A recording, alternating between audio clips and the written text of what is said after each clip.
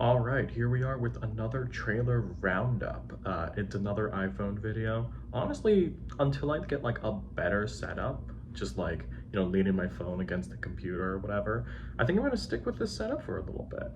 I'm actually really enjoying it. I have learned to basically edit videos on my phone, which is a little more tedious, but I can be more flexible with what I want to put in here.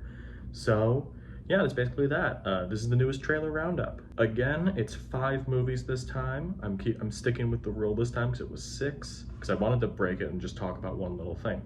But other than that, there are 5 movies here. If you want to jump to a specific one, I'll have timestamps in the description below if you want to just jump around if you have a specific order, but I have an order right here as well. So let's just get into the first movie. Yeah, I know the Boy and the Heron trailer came out a while ago, but I feel like I have to talk about it, mainly because I am still doing the Miyazaki-thon. It's been a minute since the last video, but I'm gonna have to re-record the Porco Rosso review since I lost that. But other than that, I'm still gonna continue it next month, most likely.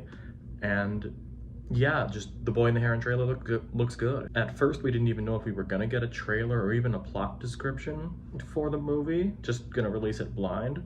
But apparently that was for the initial release in Japan over the summer. So there is a plot description. Well, not a description of the plot, there's a synopsis of the movie. And also just that, I think the cast is out there as well. I'm not really going to talk about the specific plot, mainly because I want to still go in as blind as possible, but also just I've seen the trailer and that's pretty much it. I do want to add the animation looks amazing. I think it's even a step up from Miyazaki's earlier work and just like to how damn near perfect the animation is in those movies. But seeing that it can actually be improved upon is pretty stunning. Okay, look, this was just a plug for me to say, hey, I'm very excited for this, and also the Miyazaki-thon is still continuing, if I'm being totally honest. But I did watch the trailer, so there's that. And I think this looks good. Here in the States, it releases December 8th, so I'm gonna try and catch it opening weekend if I can, but yeah, I think this looks good. The funny thing is about this movie, I had written down my thoughts on the trailer before it, and then a massive Variety article came out that's like detailing what the hell happened on the set of this movie, and it's very strange. Apparently Aquaman was a terrible shoot, and there's so many things that happen behind the scenes that mainly the big headline that came out of this was apparently Elon Musk had threatened Warner Brothers to keep Amber Heard in the cast for some reason. I'm pretty sure they had dated, maybe that's why, but it's strange. I don't want to talk about Amber Heard or anything with her anymore, or anything relating to that case at least, but it's so strange. On top of all that, it was officially confirmed that the Justice League cast, Ben Affleck, Henry Cavill, Gal Gadot, Ezra Miller, and even Jason Momoa is not returning for the rebooted DCU. That was in that article as well.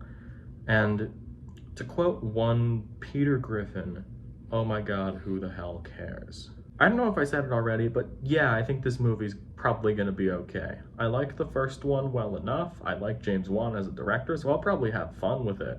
But Warner Brothers is sending this movie to die. They're putting out 2 other movies around the same time. One of them probably gonna be a big Oscar contender in The Color Purple. So I just don't think this is a priority for them.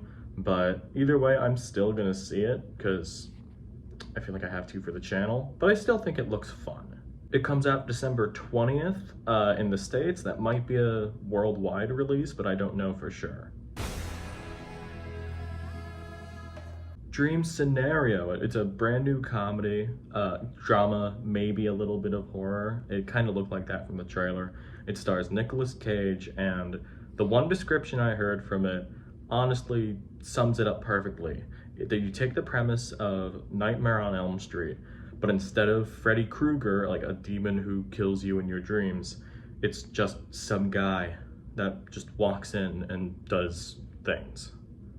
That's it. Yeah, that's pretty much the premise. Basically, Nicolas Cage plays a professor, and one who never really made it in life.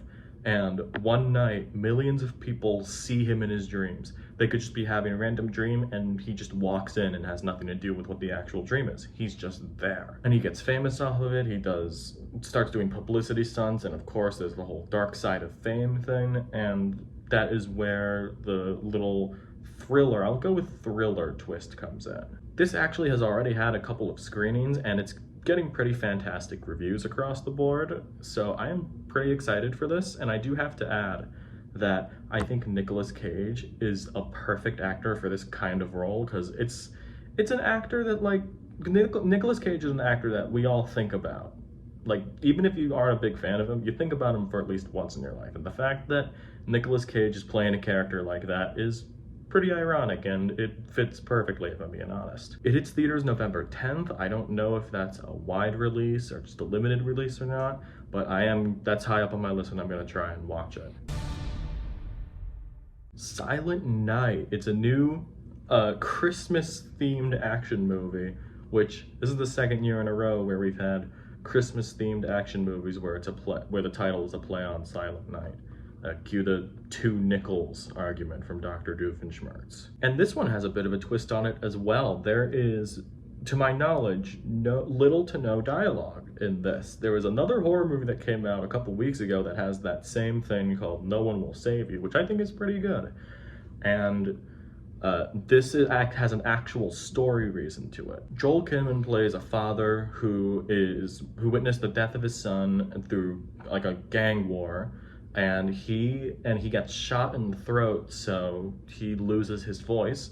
So he goes on a revenge quest, basically, from last Christmas to next Christmas, to just kill them all. It's also a pretty big deal that this is a new movie from John Woo. This is his first Hollywood movie in a while. I think his last one was Paycheck with Ben Affleck back in the mid-2000s. And people really like John Woo, and on top of that, this is produced by one of the guys who made John Wick. So that's a pairing right there already. Kid Cudi plays a warring detective in this as well. Well, not a warring detective, he's like I don't know what the right word is. He's a detective that's on Joel Kinnaman's trail. And I think that's gonna be a fun little subplot there. And this hits theaters December 1st, right in time for Christmas. And if this is playing near me, I have no idea what's going to happen with it or not. I'm definitely going to see it. The last trailer we have today is Argylle. It is the new movie from, as the trailer says, from the twisted mind of Matthew Vaughn, the director of the Kingsman movies as well as the Jackass movie. The Kick-Ass movies, that's what he made, not Jackass, although shout out to Johnny Knoxville and all those guys. This had a very weird start with its marketing. At first it was announced as an adaptation of a book called Argylle, which was written by a first-time author named Ellie Conway. And people were kind of freaking out about this in terms of the book was up for pre-order, I'm pretty sure it's down now. And there were so many people in the cast, just to rattle off a few right now. Henry Cavill, Bryce Dallas Howard, Sam Rockwell, Bryan Cranston, Sam Jackson, Dua Lipa, probably a bunch of names I'm forgetting off the top of my head. And on top of that, we have no idea who this Ellie Conway author is. A lot of people just assumed at the time that this was just a pseudonym for a big author, because how are you gonna get a massive director as well as a big budget movie with all these different actors and crew members behind the camera and in front of the camera off of your first book that is set to come out after the movie? Well, it's not that, because we have been tricked. Ellie Conway is actually the name of Bryce Dallas Howard's character, and she is a very introverted writer that basically wrote a book series called Argylle. And the books that she's writing in the movie are starting to happen in real life. Like, basically, at the end of the trailer, she's basically a fortune teller. And at first, when I felt that I was tricked because there was a different plot synopsis up of the movie before it got out, what it really was, and it sounded a lot better, although I don't think I can recount it since I am honestly very tired. You know what? I am gonna recount it. The original synopsis is that Argylle, the spy, gets amnesia on his latest mission, and he turns to be a writer. And all the books he's writing and publishing are old missions that he had went on, and since they're all classified, the government gets in, is getting in a lot of trouble and have to hunt him down. But Argylle, he's a writer now. He doesn't know that they're real and that he was the main guy in these missions because he got amnesia. That could be a very fun idea for a movie, and I really like that. And getting past the fact that it's not that movie and I'm kind of sad about it, I think this movie looks kind of fun. The camera movements, that really kinetic style from the Kingsman action scenes are in this, and honestly, they activate my neurons. Like, the little hamster wheel in my brain starts turning, going, ooh, that looks really cool. Like most movies, I have no idea how this is gonna turn out in its final product, but also, like most movies, I'm hoping for the best. I want movies to be good, especially something like this, like a generally weird idea for a movie that got a big budget. Also, if somehow Matthew Vaughn is seeing this, please make Kingsman 3. You need to complete the trilogy. I have been waiting. I miss those guys. We gotta wait a little bit for this one. This hits theaters on February 2nd. So we gotta wait until next year for this one, but I think Argylle looks pretty fun. All right, and that's gonna do it for this trailer roundup for the month. Out of these 5 trailers, what did you think was the best one or the most interesting one? So I'm gonna run through them again just to get them in your head. The trailers were The Boy and the Heron, Aquaman and the Lost Kingdom, Dream Scenario, Silent Night, and Argylle. Let me know what you think in the comments below. Like and subscribe if you haven't already, and I will see you in the next video. See ya!